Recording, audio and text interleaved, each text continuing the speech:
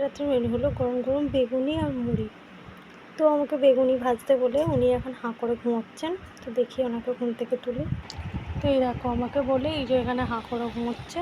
আমি ডাকছি, উঠছেই না। কি ওঠো না, কি ও, কি রে বাবা, উঠবে তো। আর একটু বেগুনের গন্ধটা শুকাই।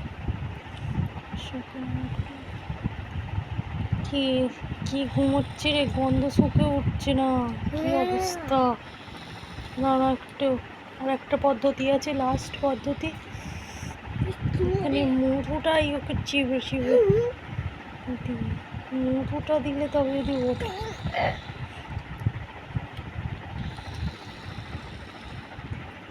কি রে, কি রে, কখন থেকে ডাকছি। কি দিল মুখে?